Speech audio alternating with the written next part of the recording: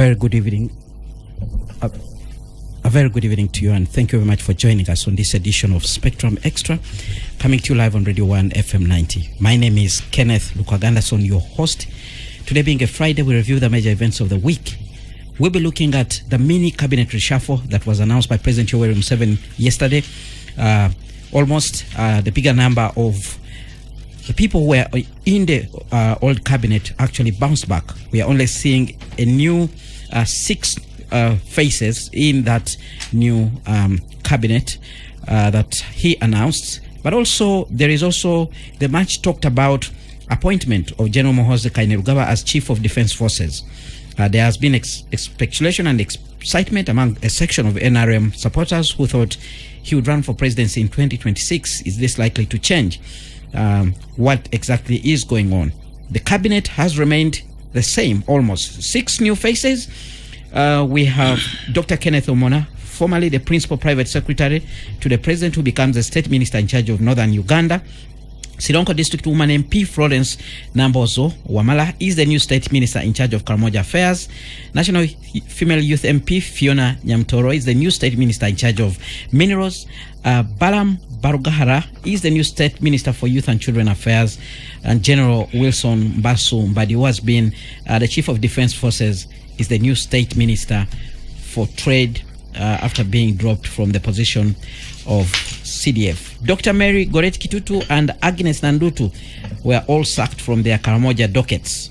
President Yoweri Museveni also named new advisors, including the Honorable Lydia Wanyoto Mtende, Harriet Ntabazi, who has been the Minister of State for Trade.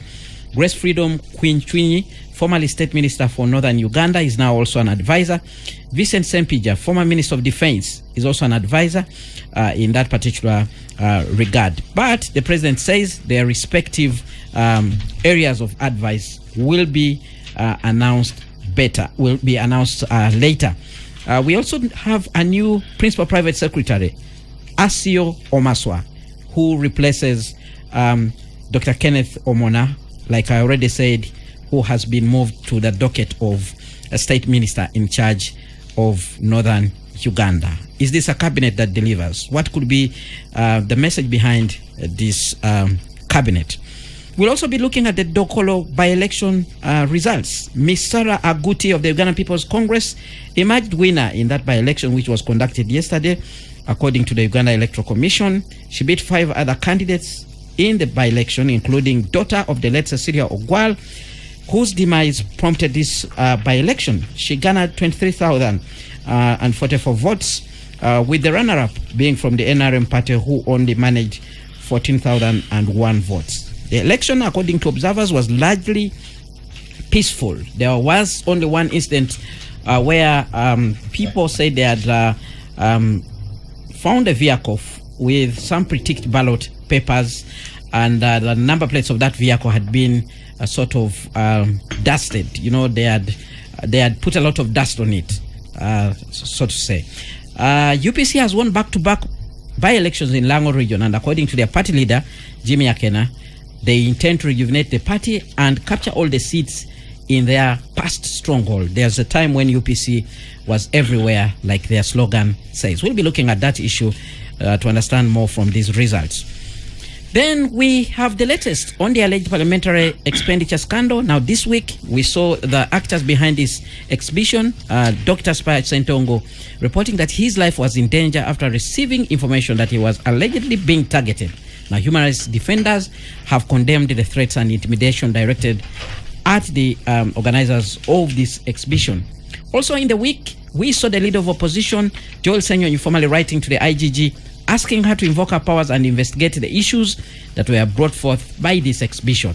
He has, however, also raised questions on his part. He told journalists that he had returned funds he had received over and above what he needed when he traveled to Nairobi to visit his fellow MP, that is Muhammad Segirinya. He told the journalists at Parliament that he received money for 5 days, yet he only stayed in Nairobi for 1 day.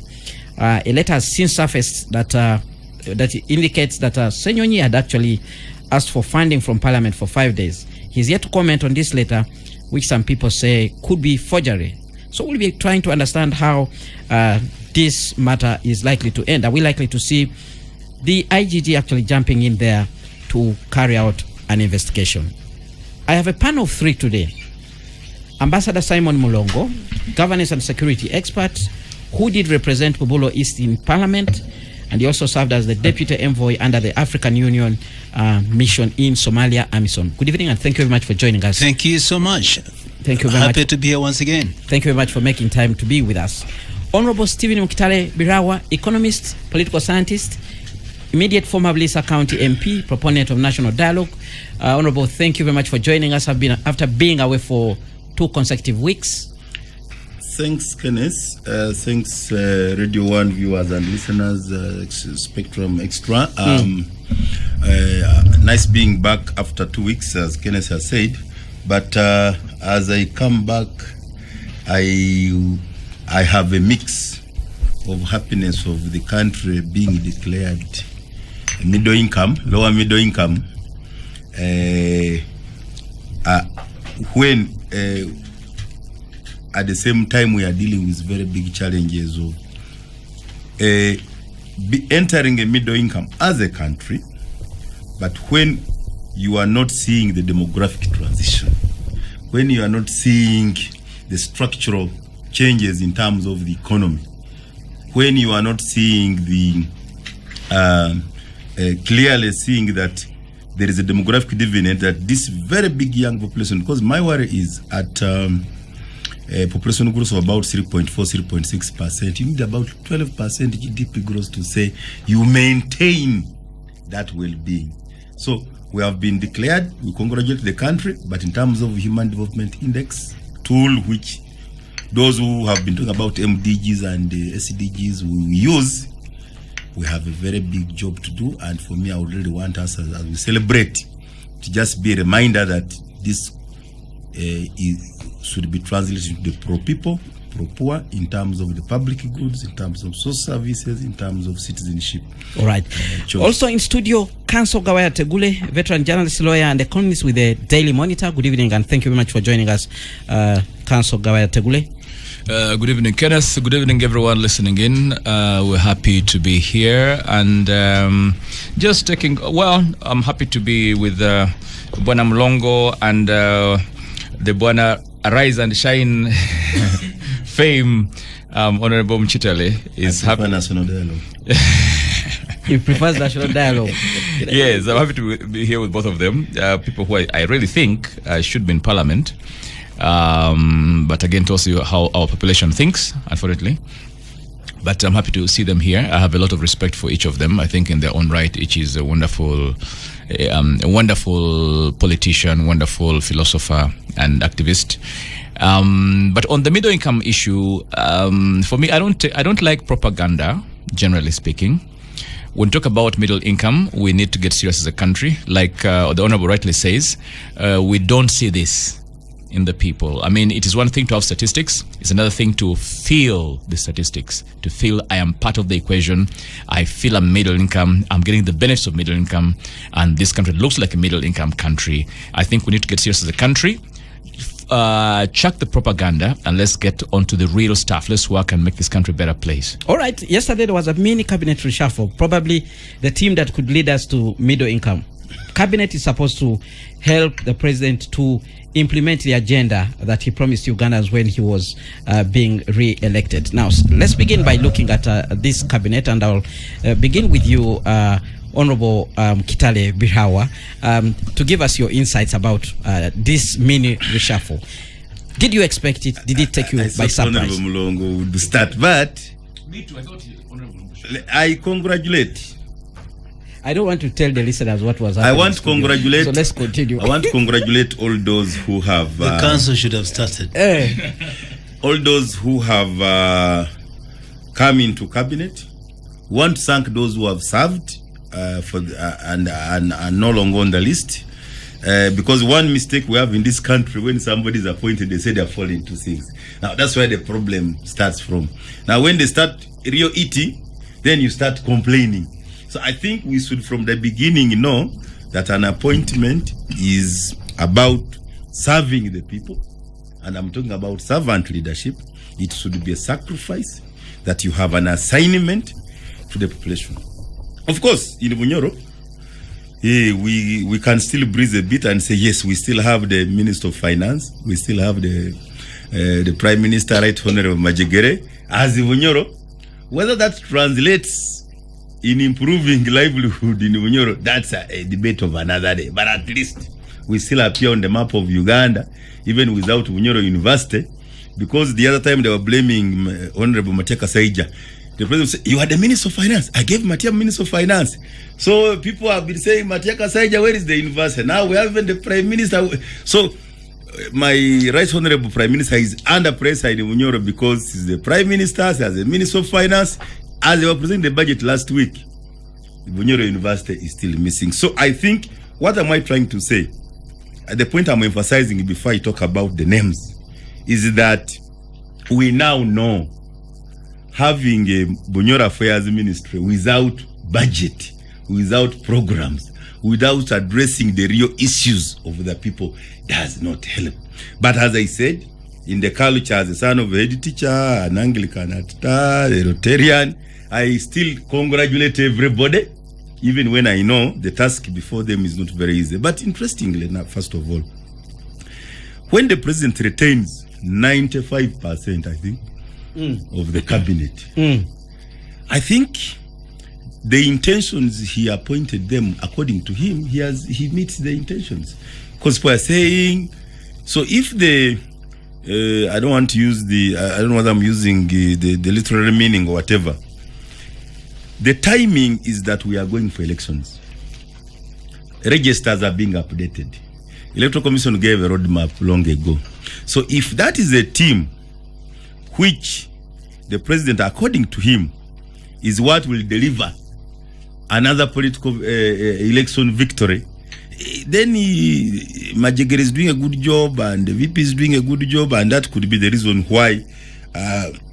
And yet the other part of the populace may have contrary views. Are you suggesting that the president appoints the cabinet only for winning an election? I am saying depending on what you understand to be the reasons why people... Well, you've been a politician for quite some time. Maybe you can help us. Over the time President Yoweri Museveni has been appointing cabinet, what is always behind his mind, looking at the kind of people he actually appoints? I started by saying the culture in Uganda is very unfortunate. Whereas it's a very big task as a minister to deliver to your country. But you saw our ministers being stuck in Mabatis for their constituencies. So ministers are under constituency pressure, village pressure, district pressure. Yet a minister is a nation. Even for me, the 15 years in parliament, I first looked at myself as a national MP. Yes, national MP, chairman, national economy, on all those committees I worked for. Actually, one time they were saying, how can you be chairman, national economy, and a member of budget? You are working on tarmac roads everywhere, but you as of police are not coming. But when they came in the 14th year, they came, all of them. But the point I'm emphasizing, can we have some national leaders? National leaders, yes, you come from Bunyoro, but when you come to serve the country, you serve the nation. And the pressers, the politicians, both MPs and ministers are getting. When I was chairman of National Economy, for example, we found out at one time that all loans would be shared at cabinet, all projects. Senior Mlongo, you remember one time when I requested and the speaker, both Kadaga and at one time Musekanda agreed. We put a condition. Before you pass any loan, put a map. So you, a minister who is coming, show me this water project. Are the 15 regions of Uganda benefiting? And is there another one being implemented? So if the first one was only in Uganda and in Western Uganda, can I see some semblance going to and we made it a condition. All right, and that helped us, because for me, my concern, the point I'm emphasizing here, that we are a country, we are a republic with different regions. So when we are doing appointments, we must resonate with the national character, the national outlook, regional balance, equal opportunities. Of course, in terms of gender... So doesn't this cabinet meet that threshold, Olombo? That should be the question we are answering. I have avoided to descend to discuss individual names. I'm not asking you to discuss names. Yes. Look at the cabinet list and tell us, is it not, doesn't it portray a national outlook? I was talking to Paul in Masindi yesterday, and they said Masindi, where the arms came to liberate Uganda, to those, again in quotes, because there are those who will not agree with me that it was a liberation, came from Masindi Barrack. So at least Balaam Barugahara, not elected, has represented Masindi. And Masindi, Bulis has never had a minister since NRM government came. Kiriandongo district has not seen a minister in the NRM government. So when Balaam Barugahara atenyi, we congratulate him.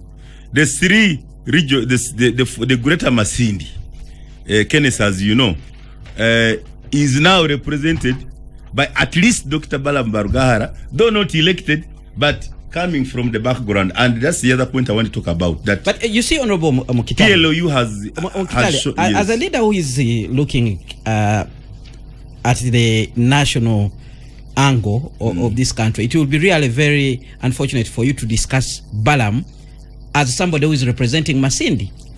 Please, once you become a minister, you serve the entire country.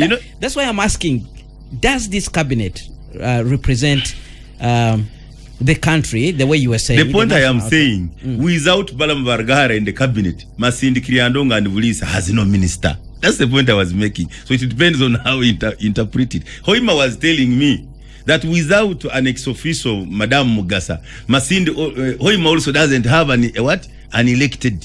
So I'm now giving you the political feelings on ground. There we are helped in Hoima and in Masindi by two ex-officio ministers, meaning the elected one did not convince the president. That's also another point, and I have no problem. I'm one of the people who believe that actually that cabinet should not come from elected MPs. I believe in technical ministers, and I think Kenya, of course, it's a big debate also now in Kenya. There are those who are saying that the non-elected technical ministers perform better. So that's a very good debate, and I think we should actually balance in Uganda. Why I started by saying these constituency ministers have too much pressure. When he's supposed to be going to Karamoja to deal with challenges in Karamoja, to go to Kisoro, to the peripheries, somebody is already in his constituency campaigning to uproot him. So it's very unfortunate. I've not been a minister, but this is a time when the ministers disappear in parliament. You want the man to come and answer in a committee, but he's losing a constituency. So we are very unfair. And for me as an advocate of national dialogue, I am saying from this list, the majority are actually members of parliament. That one I did submit, but I'm saying they serving?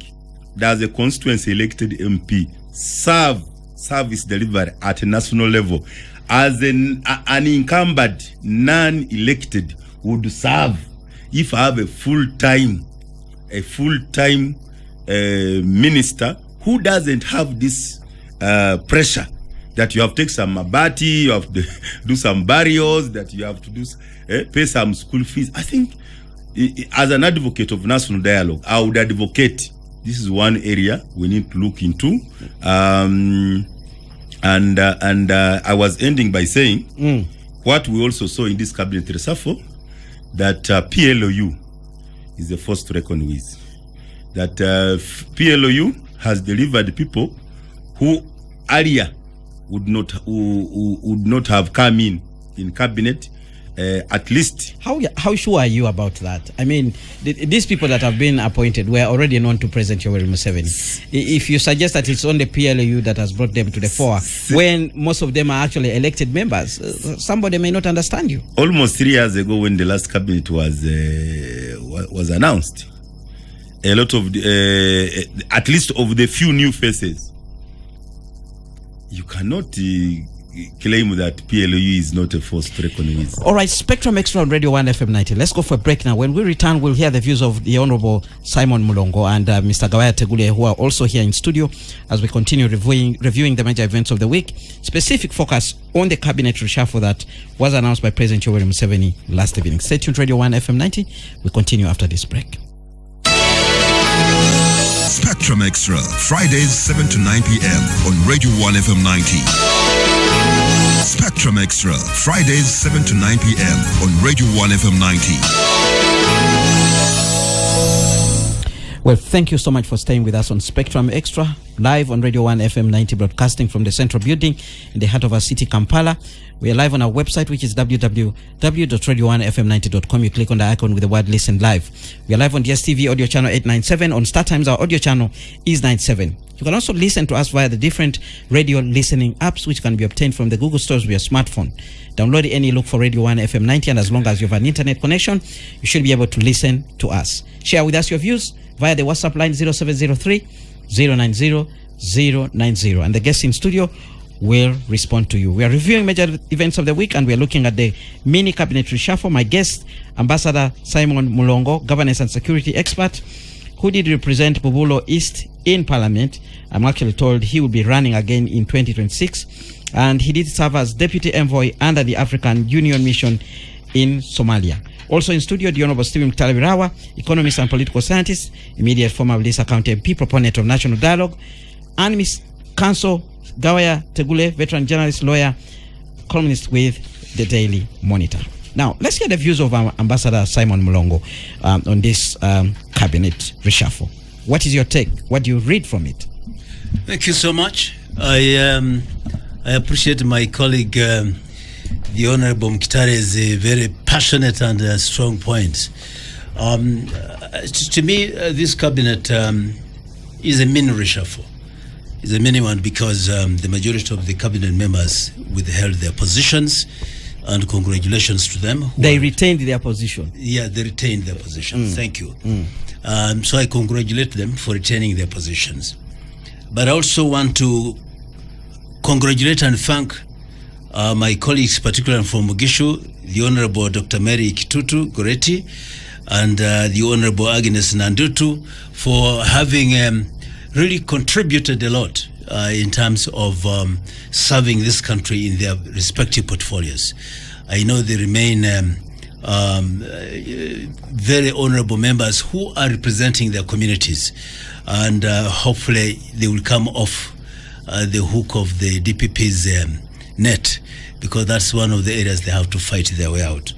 But definitely they did well. My colleague and good friend, the Honorable Vincent Sempija, who has served, we're together as RDCs. He was the chairman of a district, and he rose to become a full cabinet minister. I also want to thank him for the very good work that he has done, even if he has left the cabinet portfolio.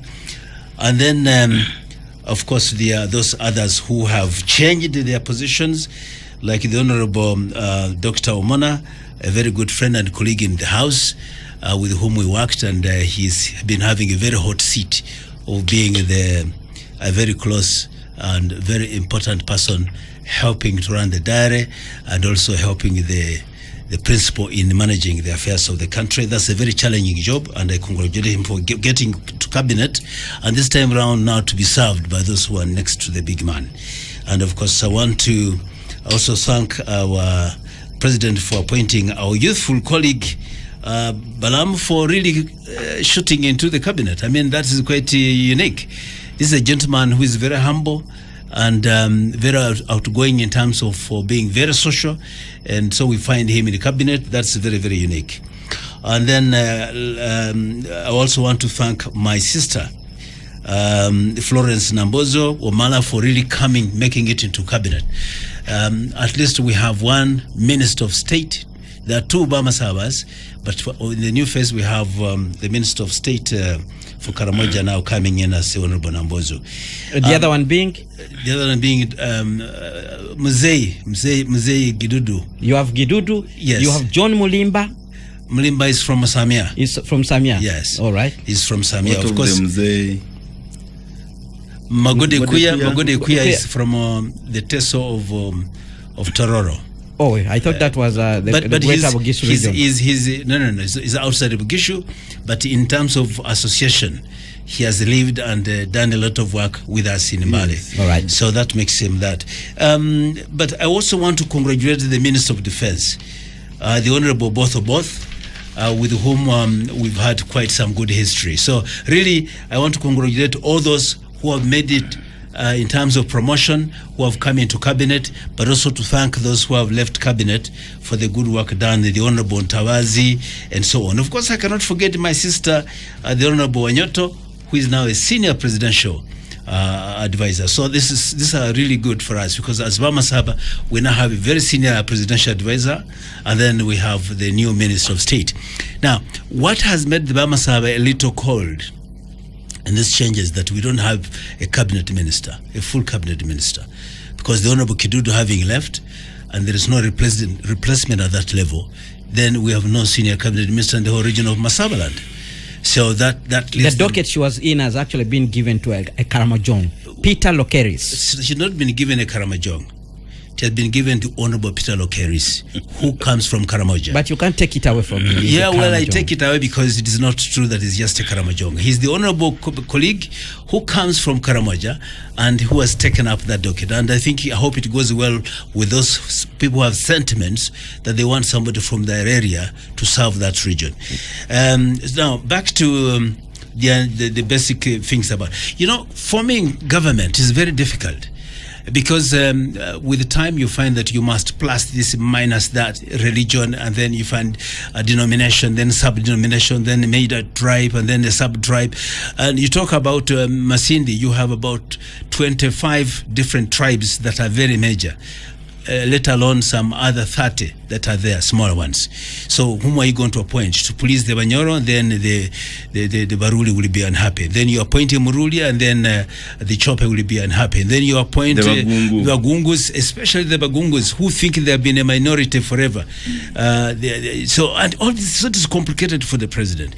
So I think it is really a jigsaw for the president to appoint a cabinet that can please everyone.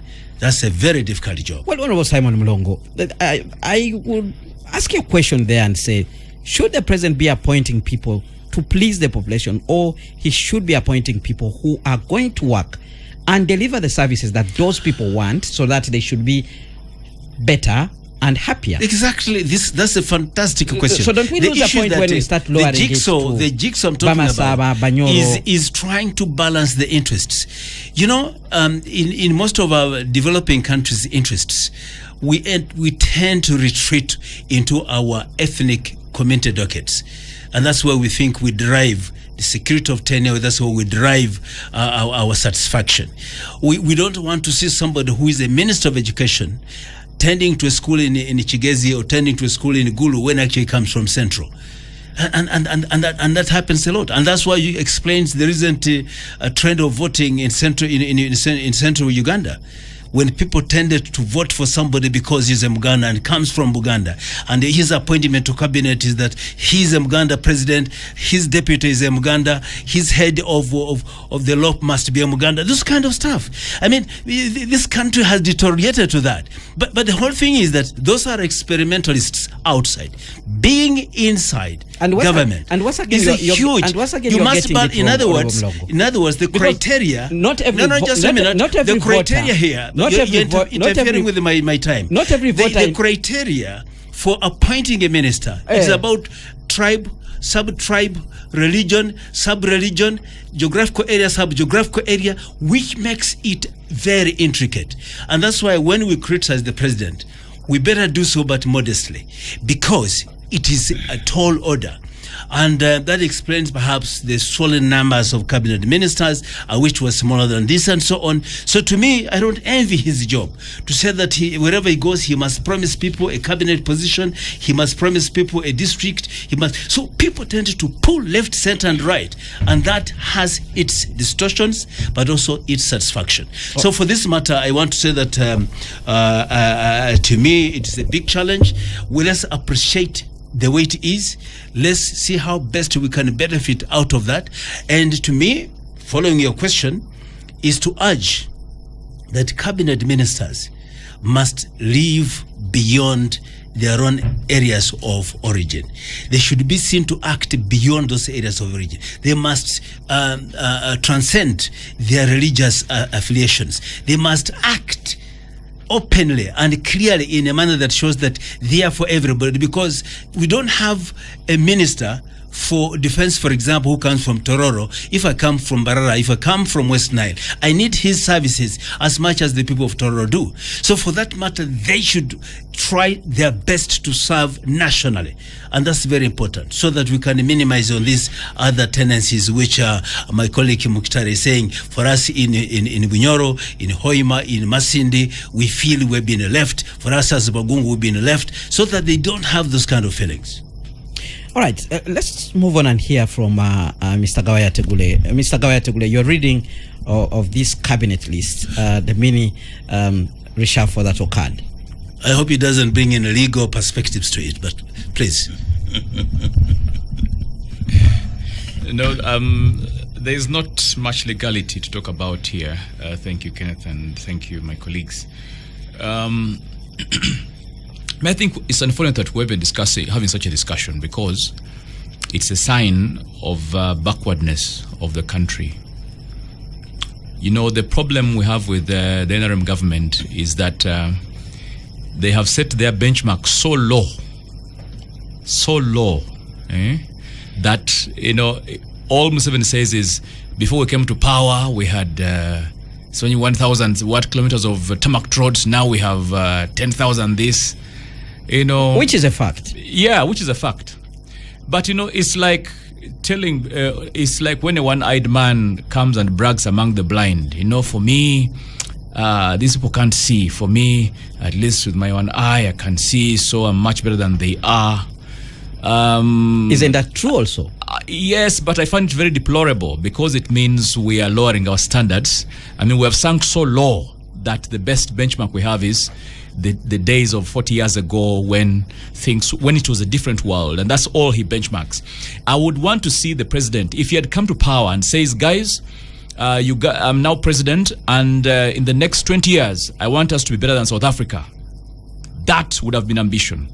If he had said, in the next 20 years, I want us to best the EU, I want to compete with the EU, that would have been ambition, because then we would have a different country. But you see, it seems you didn't understand his statement, the fundamental I understood it the first time, and it was a lot of fundamental change. Yeah, it's a lot of propaganda, nothing else, because it's the truth. Because Museveni has been a master of propaganda. All he feeds Ugandans is, before we came to power, this is what we had. All right, so what I want to see... Do you see propaganda in this cabinet? Yeah, but let me first make my point. What I want to see is a country that is ambitious, that is setting the bar high, that is saying we want to beat South Africa, we want to beat the Egyptian economy, we want to beat the EU, we want to compete with the world's best. And then you'll see a different country, because then you'll see different kind of roads on offer. You'll see different kinds of schools, different kinds of health centers, because the benchmark will be really, really high. But for now, we're just saying before we come to power. And for me, as an educated Ugandan, I hesitate to respect such propaganda. I hesitate to associate myself with that as a sign of progress.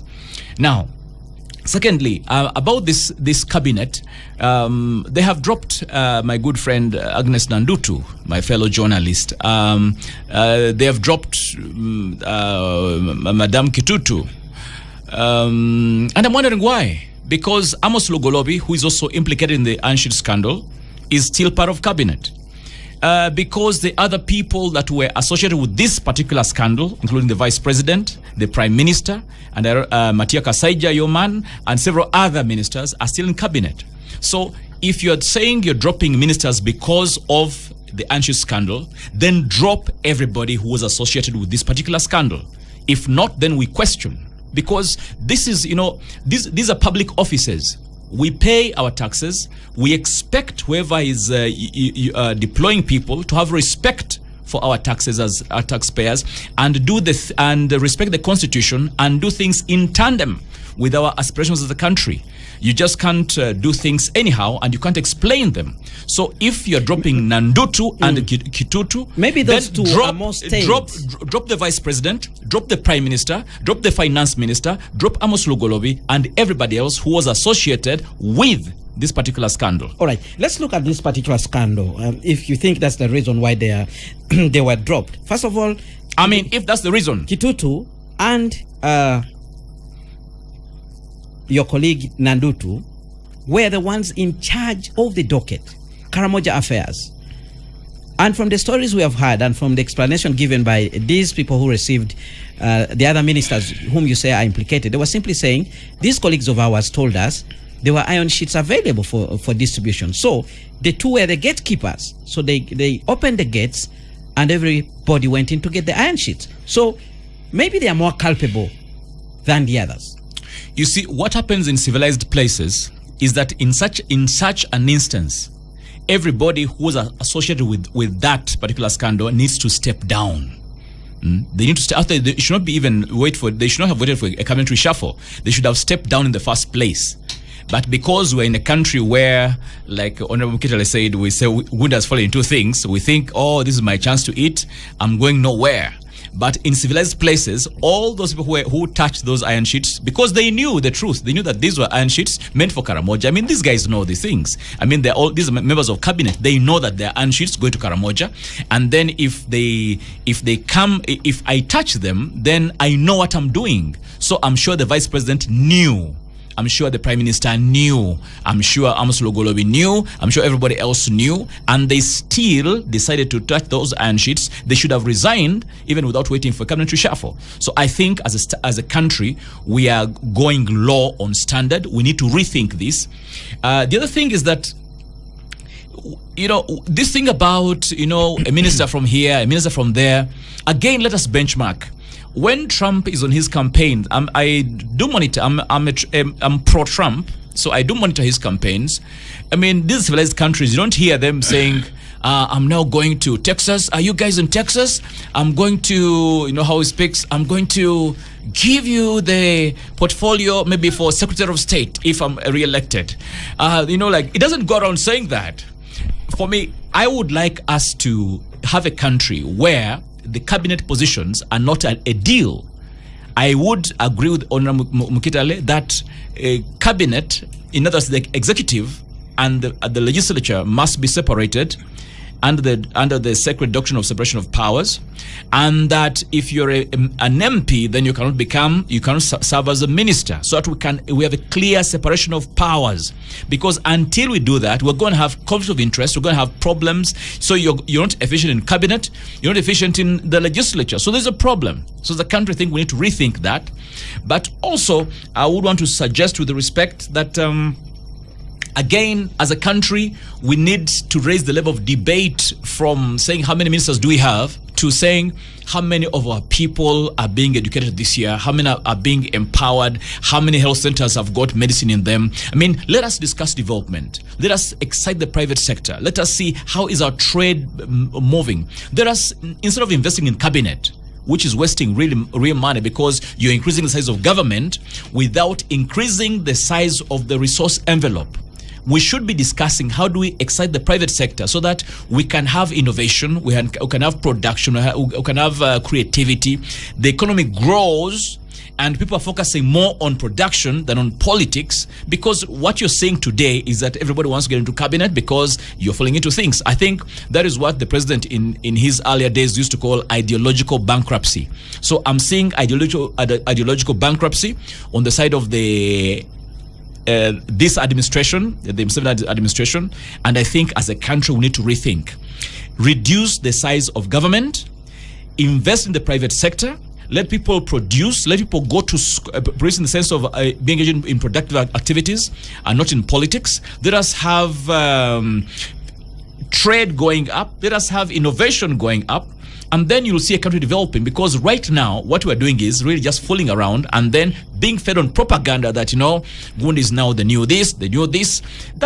It makes my heart bleed. We are asking the wrong questions. We are swimming in the wrong waters. We need to wake up and begin reasoning like we have brains in our heads. All right, Honorable Stephen Mukitale, any things that you want to add on this discussion of the cabinet? No, first, you had raised an important issue about PLU being dominant, although I disagreed with you on that particular issue. Now we have a situation where their leader has also been moved to become the chief of defense forces, and some people have been discussing that particular issue and wondering what the implications are on the activities that have been already carrying out. Yeah, before I respond directly on the issue of the influence of PLOU and their founder chairman being now appointed the CDF, which I was bringing in my preamble, but you decided to take me into probing questions of my Bunyoro issues. And you took yourself there, Honorable Mkitale. But number one, Uganda is a republic. By consensus, even at independence, we are 15 regions of Uganda. So it is constitutional to demand for regional balance, for equal opportunities. You say a very ugly one, which came last year, from my good friend Honorable Hajat Safia Narule. And I like the Kenyans. For them, even when they had their constitutional review, they even made it very clear there is no board which has no regional representation. Like this, I'm hearing and what, and a POW, there is nobody from Noya. Where the oil is, there is nobody from Bulisa, where the oil is coming from. Are you trying to apply to one of them? That kind of disregard of host communities is unconstitutional. So, a sinister is a strong point. That's why in Kenya politics, you can buy an individual, but you can't buy a region. Because regional representation, citizenship, entitlement, inclusion and participation are tenets of democracy and governance. So we don't want, and I believe in competitive meritocracy. We can find merit in every region of Uganda, even if the qualification criteria was somebody of this quality. Karamoja has those people, Bamasavugisu have them, Bunyoro have them, Acholis qualify, the West Nile has qualified, the Banyachigezi qualify, the Batoro qualify, the Banyoro qualify. So nobody, I am tired of this insult, this arrogance. Honorable, you mean when we have, by the way, it could also mean you have been training one group. You have been training, like I've seen, oil and gas. If for 25 years when you have been working on oil and gas, you don't pick anybody from Noya, you don't pick anybody from Bunyoro, do you expect Bunyoro to have somebody with that expertise when you have used taxpayer money to train only one group? So we should speak with some sense of remorse and apologize to Ugandans for failing to balance the boat. So cabinet should also balance it. But as I said earlier, not just in terms of appointments. We want to see resources trickling down to this. That's why I used the Bunyoro case study, having a prime minister and a finance minister, but without. And they look funny when they go back to the people. One time I sympathized with my prime minister. So he was being attacked. Another voice was coming for a city MP, saying, but we don't have a university. And he said, no, government has already given us a university. So you look empty. And this is unfortunate. So I am saying these are things of entitlement. The budget of this country, even without having a Bunyoro Affairs minister, if you give what my region needs, the Kriandongo, Bulisa and Masinda I'm talking about, the Bunyoro, every region will be comfortable. What's the use of having somebody from West Nile? West Nile has been lacking power. And when I was moving my motion for regional cities and regional tier government, I was saying, West Nilers. By then, the Minister of Electricity, I think for 20 years, was my good friend, senior from Nebi. Dujanga. Senior Dujanga. Simon Dujanga. But you live when the whole West Nile is still dark. So, can you imagine that kind of thing? At one time, Mzee Kajura was almost crying before the president. How can I serve all these years and go without a road? Because Kitova, Wendero was the most dusty place in any part of Uganda. But after his retirement, we have achieved. So what you're saying, Honorable Mkitale, that these positions mean nothing for the regions where these people come from. Is that what you're saying? I am saying it would be better if these... Do you remember the UPC ministers? There are so many of them. Who was this man from the east? Who could direct? Luuliza Chirundas, who would say the minister announced something and it happens? Those were powerful ministers. They could make sure, if they say we have given you a truck, and the truck comes. If they say start a secondary school in 3 months, I was not allowed. Maybe that was the UPC policy. Bugungu SS. The minister Yosam Mugenyi came in a fundraising of primary school where my father was, and he says secondary school starts here. In 3 months, cement was there, bricks were there, mabati. I was even hijacked by my father as a young student to say, you have to oversee this construction. That's the kind of government we want, not to go through so many pledges, these promises. And the government should have a policy which runs that when this minister speaks, he speaks for the whole country. Whatever you want should go to the whole country. So for me, I'm saying, we really, in our honest conversation, in our truth and reconciliation, in our national dialogue, in our constitutional review commission, we should really look at making sure we separate parliament from the executive. Number 2, I am saying that what do we want as Uganda? Do we want more political posts, more cabinet members, or want service delivery? If you want service delivery, then let's go for the regional tier system, so that Rwanda reduced. When I first went to do relief in Rwanda, they had these communes. But I think Kagame reduced their local governments from 130 something, I think, to less than 40 today. And they are more effective. Kenya has done so. The county system has the resources. And also the MP has... Let's go for a break now. But Uganda can do when we return, we shift our gears and look at the appointment of General Muhoozi Kainerugaba and whether there's anything for Ugandans to be concerned or to be happy about in that particular regard. Stay tuned to Radio 1 FM 90. We'll continue after this break. Spectrum Extra, Fridays 7 to 9 p.m. on Radio 1 FM 90. Spectrum Extra, Fridays 7 to 9 p.m. on Radio 1 FM 90. Well, thank you so much for staying with us. This is Spectrum Extra on Radio 1 FM 90, reviewing the major events of the week. My name is Kenneth Lukwagandason, your host, and I have a panel of 3.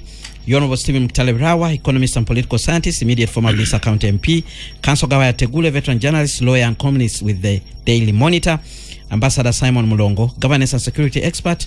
He represented Bubulo East in Parliament and served as the deputy envoy under the African Union Mission in Somalia. Now, gentlemen, one of the other much talked about appointment is that of General Muhoozi Kainerugaba, the leader of PLU, a group that very many people thought was bringing some sort of confusion within the NRM party and sending signals that he was likely to be a candidate in the next election. Now he has been taken away and given the position of Chief of Defense Forces. Many people are wondering, will he continue with his activities? What does this appointment mean? Is it part of the wider strategy to actually move the succession agenda forward? What exactly is going on?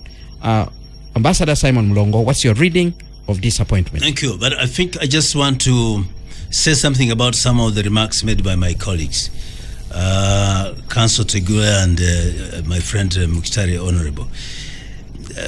First of all, the country Uganda, since 1986, is not just talking about or stuck or freezed to its own history. We have very proactive, forward-looking, futuristic plans, and which are known, well-published plans. And we have strategic planning for this country with clearly defined targets and clear objectives. We have Vision 2040 that specifies exactly how far we need to go and in which area in all sectors of the economy. We have, other than yes, I believe them. We have both long-term, mid-term and immediate plans that we do, and the Honorable Mukhtari is one of those who are fundamental at reviewing and implementation of these plans as an economist, and he knows it all. So it's not true that we're just talking about history and history. We use history because we must derive lessons. If you think you're celebrating your birthday today, then you must remember where you came from. Then the other one is the issue of being dropped because of iron sheets. I think if you narrow down to only 2 ministers, And then you're losing the point of the changes, the many changes in the cabinet. We've had the Minister of Defense changing portfolio. We have had the ministers in other portfolios, others gaining new portfolios. That has nothing to do with the iron sheets. Yes, iron sheet could be one of the factors, but there are many other factors that the president must have considered to make changes. So to narrow it down to only iron sheets is losing the point. The question of representation in terms of ethnicity and so on. Yes, we think that's very important because it matters. And I want to agree that it matters because you don't have to rule this country from the perspective of Americans. And I'm happy that my colleague is mentioning Americans and you're relating that's the best model that one can ever think of. Which presidential candidate in America looks at the black people as a very different animal altogether on earth and has the worst description of cancer himself as a man who loves 1, 2, 3, 4, 5, which I cannot mention. Surely that's the person you want to admire? No problem. You have your democratic right to say that. But we have to run this country, not from Mars. We run this country based on the realities in this country. Because of the realities of what we face, of the challenges that we face. The people continue to vote for parties that they think represent their interests better. So if you have your own utopia, my friend, this is not about utopia. This is about realities. And I want to invite Council here to really get into classes with us so that he can pull along. What classes, Mr. Mrongo? What classes do you want? Political economy. So that's who teaches political economy? Yeah, I mean, it's not. Yeah, well, but who teaches that one? Well, all the academic schools do that. No. Yes, they do that. Teach me. Yes, I want to teach you because you're thinking things very differently. You're not approaching this with the realities on earth. You want to teach me political economy? Yes, it's actually engaging you. And if you can learn, the better. Because the way you're looking at, but not the way you're bringing it about utopia. So let's come to the issue of objectively, subjectively. Objectively. Because what models are using? We've gone to the same schools. So which models are using that are so strange? Because the way you're bringing them is that your frame is so totally different from reality. What we are saying, Mr. Mlongo, is that in looking at the objective reality on the ground, your government is not addressing the felt needs of the economy. You are addressing your own needs as individuals. So we have basically a criminal enterprise running the country. We have guns to our heads, and you want to feed us on a propaganda, which we're saying no, we can't accept that. We know the truth, and we shall speak the truth, whether you like it or not. All right, Honorable Mlongo, can you move on to the substantive matter now? Thank you very much. As you can see, he has no gun on his head. He's speaking very freely. You are free to say what you want. The gun can be your mouth. Yes, but where's the gun? Nobody's forcing him in any way. There. It can't be, never. Unless the definition of the gun is coming from Mars. Now, and Tegule's gun is a pen. He can write. Exactly, and he writes in the space where he claims there is a gun. The barrel of a pen. You wouldn't be writing the way you're writing if there was a gun on your head. Now, let's come to General Mhozi's appointment to be the CDF. Let me guess, you're really excited about him. Let's allow him. I'm not excited. Let's not create room for guesswork. Let him answer. I think it is extremely unfortunate that a colleague who is decrying of guns, he was putting one on my head. Do not be He's putting one on my head and wants me to take his own school of thought about this. I want to congratulate the young general for attaining this position as a CDF. Young. At 49 years. Yes, young, because he's much younger than other generals that are around him. Yes. In other words, yes, you can discuss how we got there. Yes, we can. But the issue is that he has. Honorable Mlongo, focus. Yes, he has pursued a career in terms of training. And in terms of combat experience, that makes him one. What experience? Well, unless you covered him at the front line. You talk to me. Yes, I'm talking to you. I'm saying without diverting me. Can we discuss that? Yes. Throw more light on that. Okay. We will. Okay. All right. Let's allow him. General Mhozi has climbed the rank and file of his career in the military. And he's not only had a series of training, right from just give me time. You're putting the gun on my head, which you're desisting and trying to detest. He has risen from tactical training, operational training, and strategic training, which are very important prerequisites for somebody to climb the ladder. And he has gone and graduated through schools and colleges that are well known in this world, both in this country, in Europe, and the Americas. And it's very clear. It is self-explanatory. If you don't know that, then cross-check with those schools. The second one is that he has been exposed to a number of battlegrounds that we know of. He in northern Uganda, he participated in Operation Iron Fist.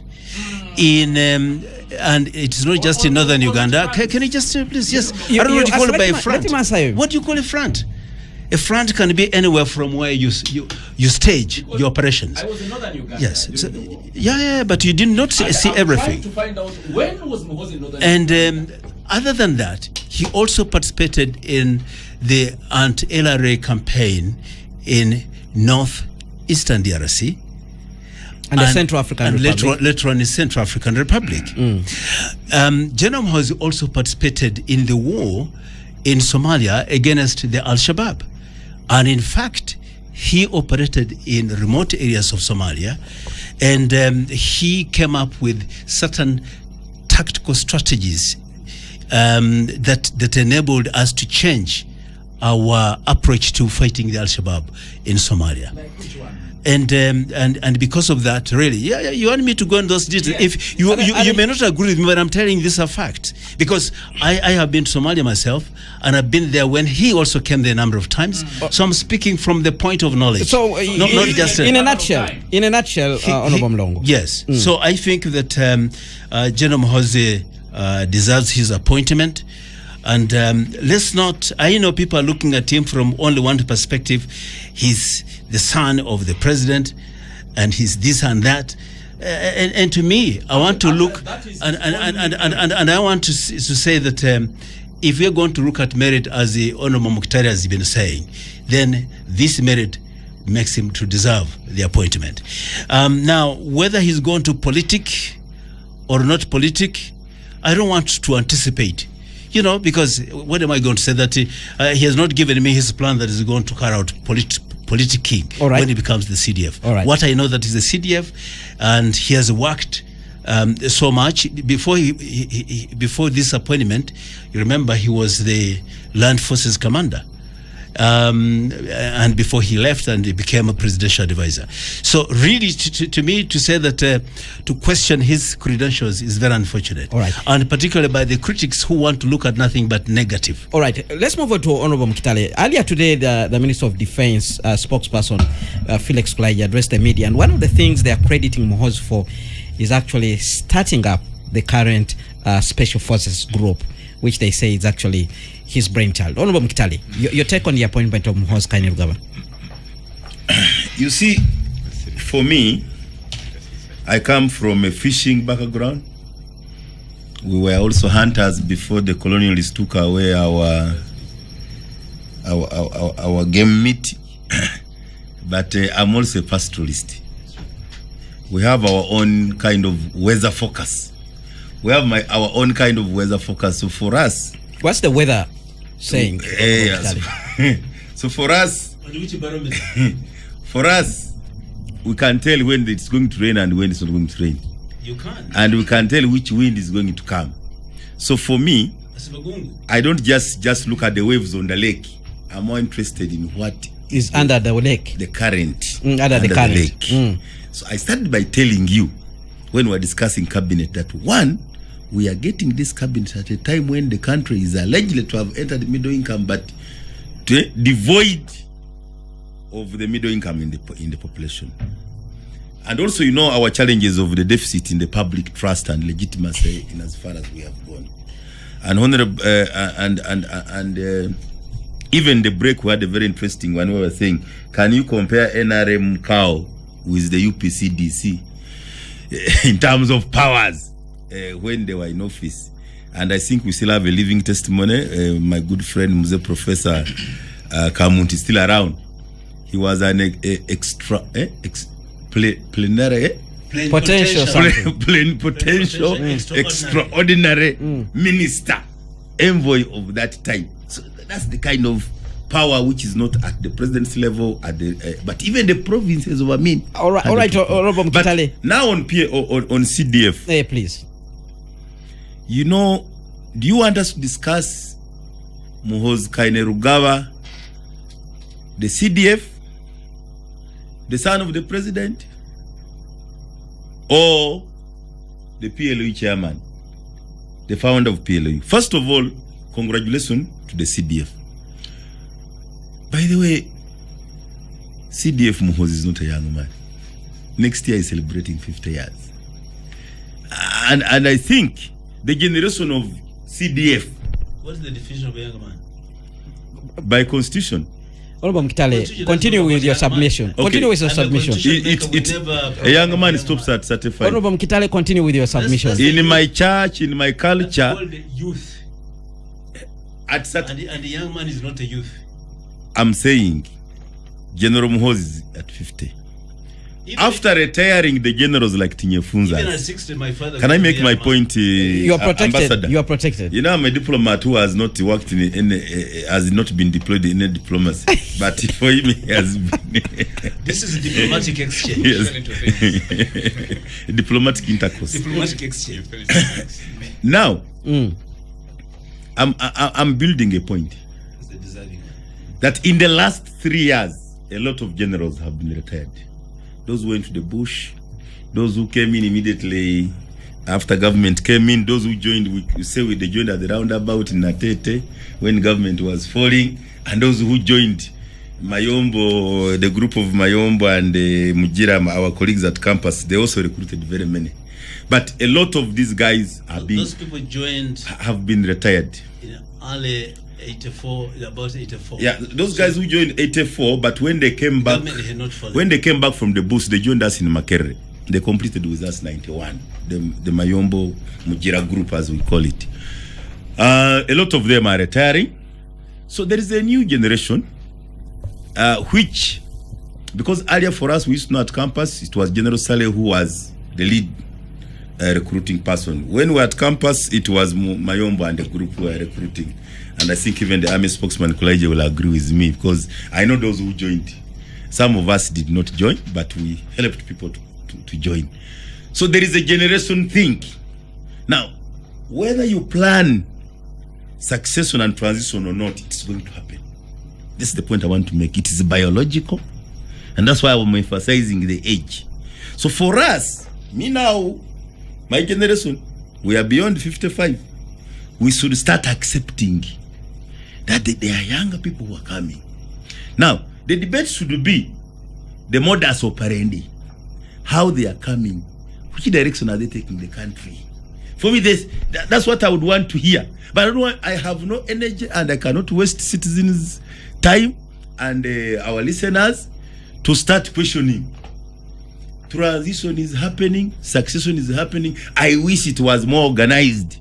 In my Truth and Reconciliation, in my national dialogue, in my Constitutional Review Commission, separating military from civilian politics, because it is coming in that category. Last week, Chairman PLO was launching Masaka. This week, unfortunately, my in-law, you know, I'm an in-law in Viramaria Wand. So Sempija is my in-law at that level. Now, the man last week was celebrating PLOU, helping Frank Tumwebaze to say Chimwali Magaliza Mbazi Chimuyagasude instead of Mbizi. Now the man is out of cabinet. So I started by talking about the timing, succession timing, transition timing. I wish it can be more organized in what we would want, a balanced, a win-win situation. And it's an election time. So we are saying the CDF Muhoozi is in charge of the next election. We are saying the CDF Muhoozi, in the case of anything, whether planned or unplanned transition, he's the CDF. I want to speak reality. So I don't want to speak this AC English and miss out what at the end of the day it means. But it's also true, a lot of these people have been recruited. Somebody who has been recruited in the army for the last 20 years is a very senior person. So these captains, majors, the guys who really run the army, including police, what we used to call the Kawesi group, the Mzee Sabitis, the Muhozi generation. So I really want us Ugandans to understand the unfortunate part is that on either side of government and opposition, we have extremists, fanatics, fundamentalists who are speaking. So no wonder even the appointments are taking that direction. I'm happy to be here with my good colleague, friend, Ambassador Mlongo, because he's from Somalia. Ambassador Mlongo, if he's honest with us, in Somalia, Siad Barre was a powerful president and very powerful military, but very weak civilian government. All right. At the end of the day, what was the closing balance? The closing balance was that the military became too powerful than the civilian, and they ended up with those military juntas in charge of the situation. Uganda is in Somalia for failing to deal with, Somalia failed to deal with succession management and transition management, and you can see became a failed state, fragile first, failed, and up to today it has taken UPDF and other forces to bring some semblance of sanity, and they haven't arrived. So when we speak with energy about truth and reconciliation, national dialogue, we are avoiding that, because Ambassador Mlongo should be telling Ugandans the history of Somalia. You know, people were discussing about Ivory Coast. People should tell you Gaba has been cleared from in Ivory Coast.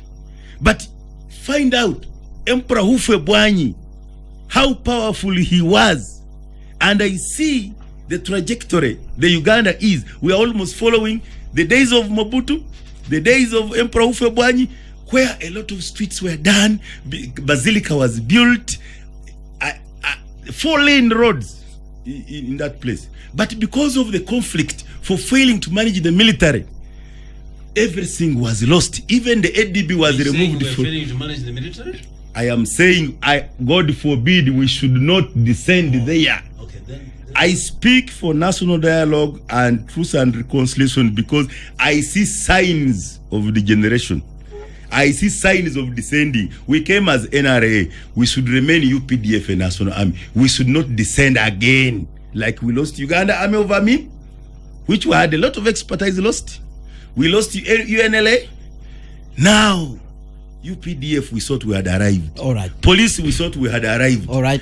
God forbid. All right. Can we dialogue so that General Muhozi remains in charge of UPDF, and UPDF which can be taken over by any other Ugandan? All right. Let's hear from Mr. Tegule. Mr. Tegule, your take on this position. I'm looking at the Lizard in the Daily Monitor today, carrying that story which says General Muhozi named the army boss. Then the Lizard is asking, has the generator been switched on now?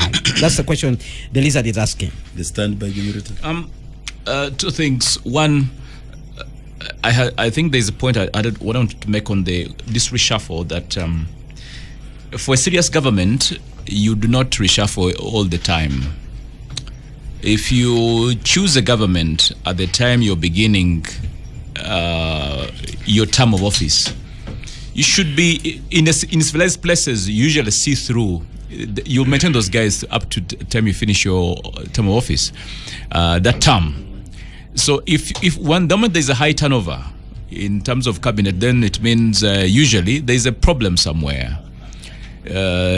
If you're dropping somebody because of a problem like the Nandutu case, Kitutu, we shall understand, but as a rule, reshuffle should be minimal. Otherwise, then it means the appointing authority is short on strategy. And of course, this was a mini reshuffle, like you've all Yes. agreed. Majority of the people, 95%, were kept in No, that's cabinet. okay. So I'm just saying generally that we should not be there waiting for reshuffles all the time. It's not a sign of good governance. It's a sign of ideological bankruptcy.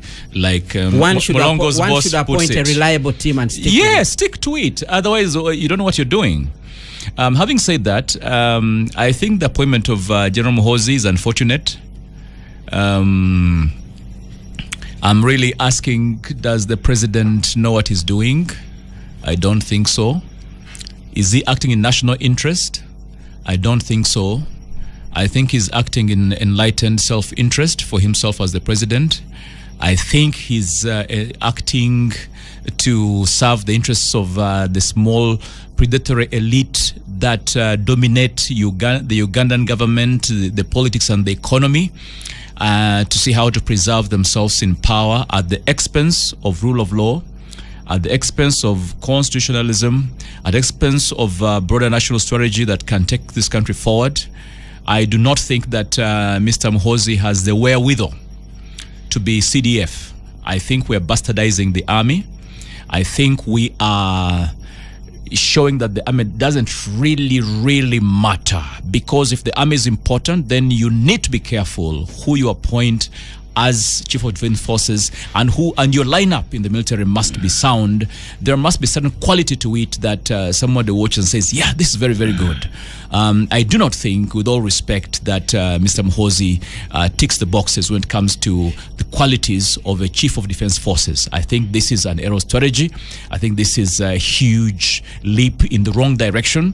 And I think that this evidence that this country has basically gone to the dogs because we do not care about our future anymore. All right. I would want to see one thing, and that is a president making decisions that everybody respects, and you say, yes, this is very, very good. Yes, this country is moving forward. As things stand now, I do not think that this country is moving in the right direction. We need to rethink such decisions. I do not see a show of wisdom or strategy on this one. And again, we're personalizing this whole thing. You have your son as CDF, you have your wife as Minister of Education, you have your brother Saleh, basically running a parallel government in his own right. I mean, this is again a sign of ideological bankruptcy. We are not developing this country. We are taking this country backward. We are destroying our politics, our democracy. We are destroying the economy. We are killing our country. They're making decisions like they don't even belong here. This is wrong. It must be condemned. All right, we have comments coming in from the listeners, and I'll begin with Watasa. Thanks for the program, moderator. For Honorable Kidudu and Honorable Nandutu, theirs is obvious, but also, why is it that it's Gisu's only to serve in Kamoja? However, a quick one to Honorable Mulongo, my former MP Bubulo East, who served under AMISOM. Why are our children in Uganda police serving under on mission in Somalia, not paid for full year, and are returning back next month? Any info? That's a question there from Watasa, who is reaching out to you, Honorable Mulongo. We have another comment here. Thanks, Kenneth. For the first time since 1995, constitution which bans participation in partisan politics by serving army officers, Uganda as a CDF is also the head of a political party called PLU. Well, PLU is not a registered political party. Some people actually say it's an NGO. Can Tegule give us a legal opinion about this matter? Several top army officers, e.g. Lieutenant General Tumkunde, who tried to do this, were severely reprimanded and sanctioned. This looks definitely like a double standard. If you sow lawlessness, you will reap lawlessness. Why would the president find this okay? That is John listening in Bwe Yogerere. We have another comment coming in from Peter, who says, Kitale's submission is so disappointing. Matia Kasaija is a Minister of Finance for Uganda and not Bunyoro, so decisions have to be collectively assessed. Though I must say the University for Bunyoro is long overdue. The threats against Spire and other social media activists is a revelation what has happened to civil society NGOs for a long time. NGOs are regulated, but unfortunately they are falling to handle public squares like the X app. For free speech and accountability is key. We'll be getting back to that particular point, Chris, when we analyze the issue of the purported parliamentary scam. We have another comment coming in here from Emma, who is listening in from Kitezi.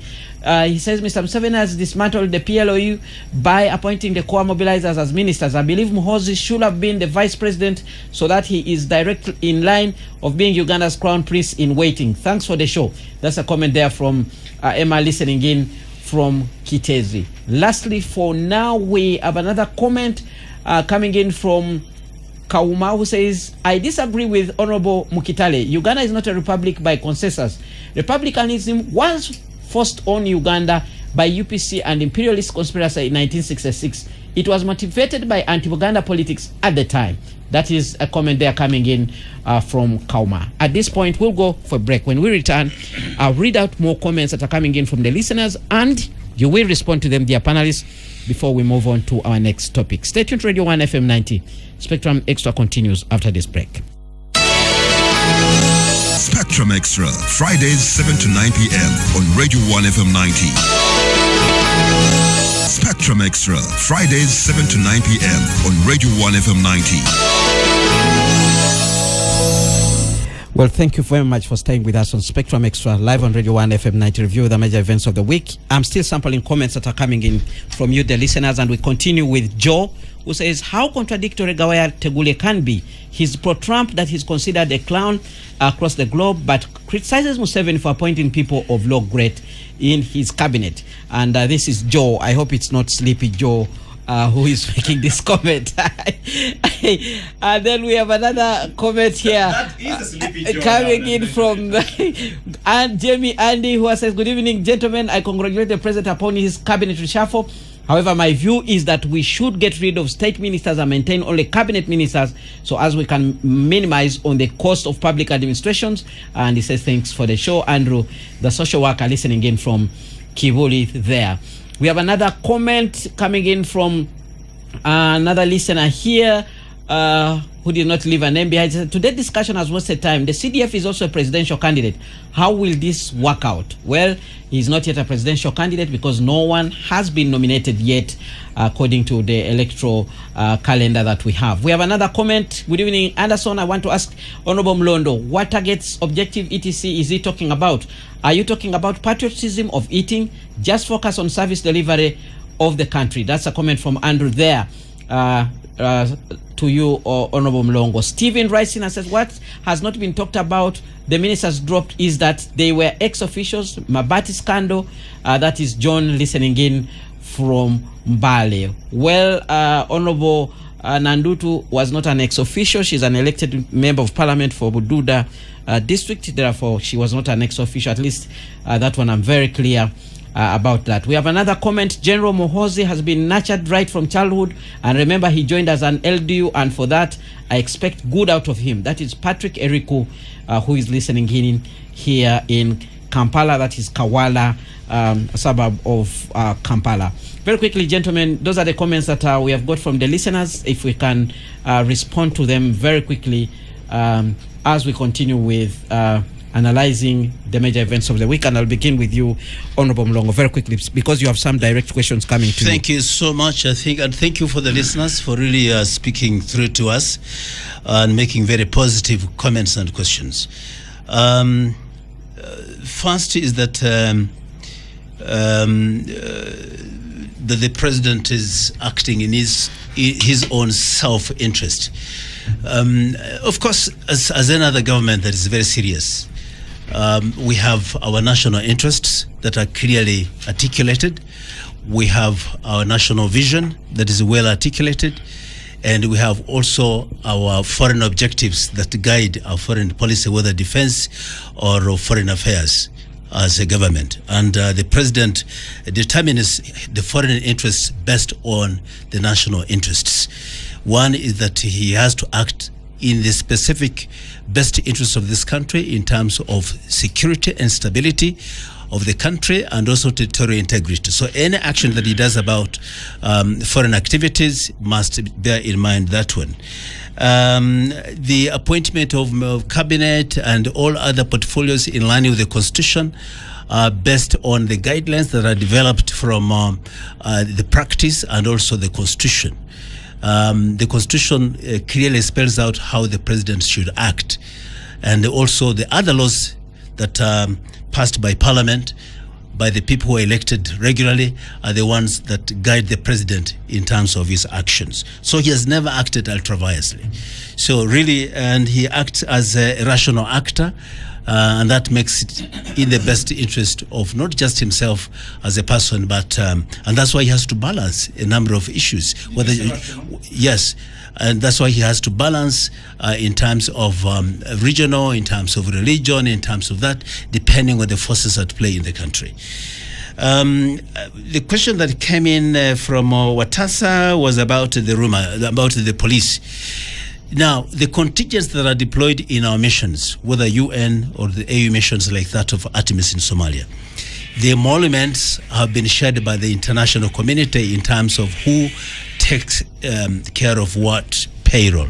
Emoluments in terms of allowances are paid by the European Union, and in the previous year 2021-2022 there were delays because of the transition from AMISOM to Artemis as a new mission that is championing the transition of security responsibilities from the international community, including Uganda and other actors, to the Somali security forces. There was a gap there because they had to negotiate a number of things, to approximate a number of things, realign certain things before the money, the funds would flow. And that was actually settled. So I believe that any gap that could have come is because of those structural changes that came out of the change or the transition from AMISOM to Artemis. The issue of targets, yes, our country is based on long-term strategic plans, medium-term and short-term. In all spheres, we look at the population, we look at our targeted income that we want to have at a given time, and then we look at our national income today, and we look at activities that must be done for us to raise in terms of our national income, whether it's about export promotion and so on, whether it's about import substitution, or whether it is about building a base for our industries to improve on employment, or we have targets, and these targets are reviewed annually. Whenever they read the budget, they show the performance of the previous year, and then they show the targets of the following year. And all these are supposed to be in line with the medium-term plans that we do have in place. So we really have scientific way of running the affairs of this country. It is not haphazard. We're not bankrupt. And as somebody wanted to show, yes, it is scientific. All right, let's we move have on. a strategy. We have a very clear. Right, exactly. let's move Keeping on. power is one of the key strategic things for everybody voted into power. Honorable Mkitale, even Trump, when he was voted in power, he tried to keep to maintain power, but it went through his fingers. All right. And he started behaving Let's like some backward communities by trying to capture by force of arms the capital. All right. And this is the person he had, and that is the admiration of our colleague. All right, let's move on. Yes, he came to power by force of arms, but he did not come into power and retain power by force of arms. He has never done that. So I'm afraid that my colleague is trying to misdirect my conversation. All right, Honorable Mkitale will lead us in the issue of Dokolo by-election. Kenneth, one mistake you made. We are running out of time. You should have told the listeners that when we were in a break, there was some Bagisu man and non-man debate. So that all right, that's a discussion another day. Honorable Mkitale, lead us into the outcomes of the Dokolo by-elections, where UPC emerged victorious there. What do you think could have informed this outcome? Very quickly. Is it because it's UPC? Minutes. Congratulations, my father's party in Lango, for reclaiming what is supposed to be yours. But interestingly, NRM, we have an agreement with the UPC, my good friend Jim McKenna and his team. When it comes to the MP, they can canvass for votes, campaign for the candidate, and nobody will even fight them. But when it comes to the presidential candidate will not come. So one of the lies I had people complaining in Lango was that Jimmy used the claim that let's vote another UPC person so that I also go and stand as a president. So the debate in Lango was no, Jimmy cannot stand as a president. Jimmy can actually told me today that there is no such an agreement with the NRM. So for me, that's what I picked yesterday, last night from the region. But what I'm telling you what's on the ground. But he actually, as he has rightly said, he did say he wants to stand as what I can agree with you. People are actually asking questions about the kind of agreement that the UPC has with the NRM. That's the debate. And and by the way, I congratulate my senior brother Biabakama and his team that this election generally did not have a lot of hassles. This is the NRM. It was a good by-election. All right.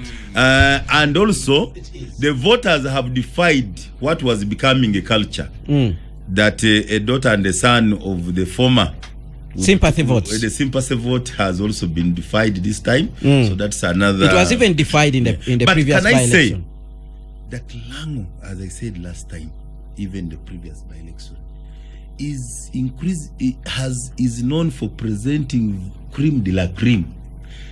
If you listen to the issue debate in the House from these candidates, if you followed their debate, it has even amplified my energy for regional tier government. I think we should allow every region in this country to determine they were really discussing regional issues, national issues from their base.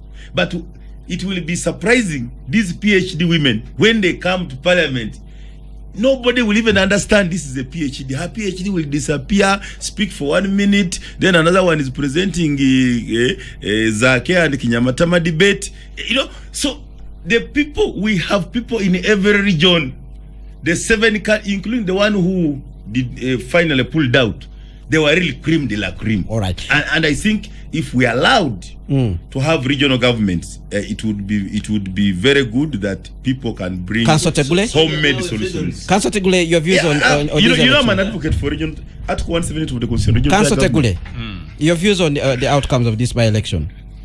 Well, congratulations to the winner, but I really was hoping that Dr. Gwal would take the thing. I happen to have gone to the same school with Dr. Gwal. No, actually, it's nothing to do with parties. I would still wish her to win, even if she were NRM on this one. Having said that, by the way, I think I have stood with many NRM candidates on occasion when I've thought that this is the right person. I think I've done that. Make no mistake about that. I always like to look at the quality of the candidate, and I thought Dr. Gwal, she was my OB because she was your OG at Namagunga, but I know favoritism. Her quality. I know her quality. No, the issue is the issue is she's a very good debater. She's a fantastic debater. She's very articulate, and she's a good person. And I thought she would have given these people good representation. I mean, with all respect to the fact that she's Cecilia's daughter, I think she's very good as a lawyer, but also as someone who is able to articulate issues. All right. I think the guys in Dokolo have missed out on very good quality representation. All right. And I'm hoping that maybe Dr. Rosemary could maybe stick around, and I would like to see her running again for that office in next year. I mean, it's just next elections. But nomination is next year. By the way, nomination is next year in November. So I would want her to stick around and run again, because I think she's a very, very good candidate. Maybe her not being on the ground because she lives in the UK did affect her touch with the people. Honorable Mdongo, your view on the outcome of this election? I think the people spoke. We did our best as NRM. We came number 2 in a ground or area that's predominantly and traditional opposition to NRM. And I want to congratulate the winner, but also to give heart to an NRM candidate that come next year, it will be up for grabs for her to take it. In terms of the Honorable Cecilia Ogwal's daughter, yes, I want to agree with you that she's a very eloquent person, but whose qualification and competencies, she did not say whether they relate to electioneering and serving Ugandans who are basically rural in that place. Maybe she's very good in the chambers, she's very good in the debates and all this, but not necessarily a member of parliament. I don't know. I leave that to the people to have made a decision. But to me, this proved yet again that the NRM government can actually provide a very conducive environment for an election to participate very freely, no guns on the head, and even when it all happened with all the resources we had, somebody from the opposition won. This shows you and is a proof of the credentials of democratic governance in this country. Honorable Mkitale, you will, all right, very quickly, we are running out of time. This was not a very strategic election. Had it been push coming to shove, believe you me, the SFs would have been there and would have ensured that NRM wins. But this was not a strategic election. That's why I said, so we can let this one go. All right, Honorable Mkitale. What do you call strategic? I mean, this is a by-election, is the most hotly contested when all other resources are nowhere but focused in that area. So my colleague is trying to belittle something that is of huge credit to the government. But thank you so much for accepting that we did very well in organizing and providing very good atmosphere. Honorable Mkitale, you lead us in this issue of the parliamentary expenditure scandal. You know the latest developments where we have seen the people behind the exhibition apparently being targeted. We have heard from Honorable Joel Sanyukatv, the leader of opposition. Your take on these key developments on that matter this week? This matter, interestingly said, as a Mpuga case. Noob shooting in their own feet. We are lucky as NRM, if they had used Mpuga as a witness to confirm that for us in NRM, we have a conspiracy of looting taxpayers' money through the commission, where we are fully represented as government. Noob would now be signing, but I think the divine intervention, the gods were not on their side. So they started by attacking themselves. But I warned, this will not end with Mpuga because he's not the only commissioner. And I warned, the parliament has the speaker. It will end with the speaker. I don't know why they have put too much effort also on AAA. Speaker also, there is my friend Tayeva, who is a deputy. I am sure these expenditures go to all of them. It also has to other expenses of MPs. You've heard of the 40 million, the 50 million, I don't know what. So all these are increasingly coming out. So, number one, I asked that we have a most competent clerk. If qualification was anything to go with, 20 years minister in most sensitive ministries, including classified defense. 7 times, 6-term MP. Senior Adolf Museveni. He's also counsel. At one time, Deputy Attorney General, I think. Yes. And so he acted as Attorney General as well. And at no point have we seen a question mark. I don't want to think it's Adolf asleep. It must be a system failure. All right. It must be a conspiracy at high level. And for me, that's why at that time I said, let's cast the net wide. But it doesn't stop there. We have just been discussing of MP ministers being dropped and becoming presidential advisors. I hope Spire, the next exhibition, is not on how many special envoys, presidential advisors, and how much they spend per month and per year. I think the whole story of wastage of taxpayers' money at a time when public goods are lacking, people are lacking school fees, health facilities have a problem. I think it should be the debate we should be. This is just a tip of an iceberg. It's just a symptom that within government, the priorities of a taxpayer are not there, of a citizen and a voter are not there. And I think for me, as an advocate of national, I think the solution also lies in putting back to zero the budget of Uganda, and then you say, what are the new priorities so that the government as it is today is too consumptive. Political administration is very expensive. Politics has become the most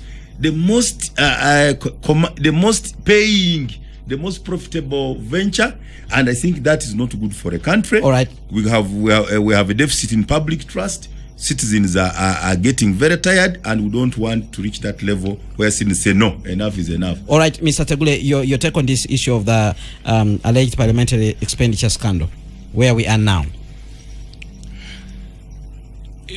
I want to just speak broadly. I think as a country, we are doing badly. We don't recognize the fact that we're still poor as a country. We need to reprioritize our spending to see where do we put money.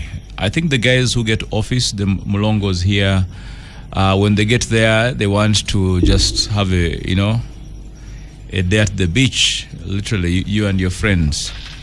So I would suggest that as a country, we begin to rethink and begin to care about the things that really matter. Where are our people? What do they need?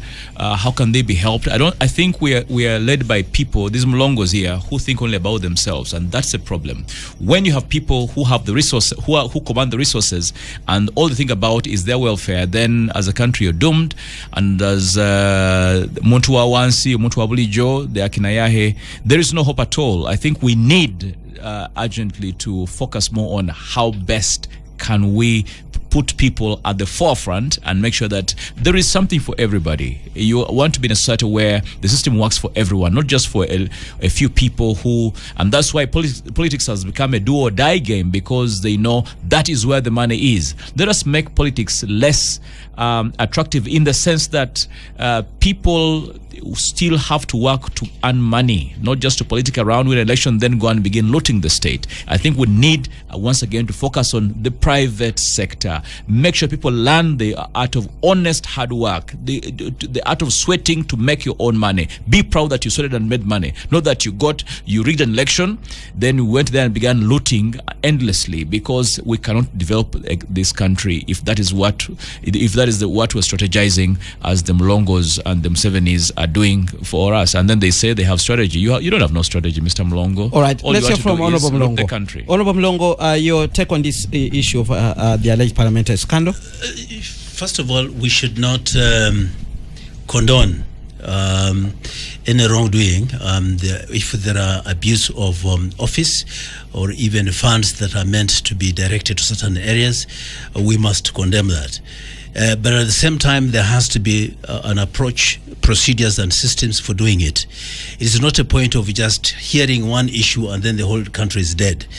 Hearing an incident of somebody who has abused his or her office, then the whole country is dead. Because what our colleagues, some of our colleagues are trying to say is to say that the whole country has gone to dog simply because one or three people have done it.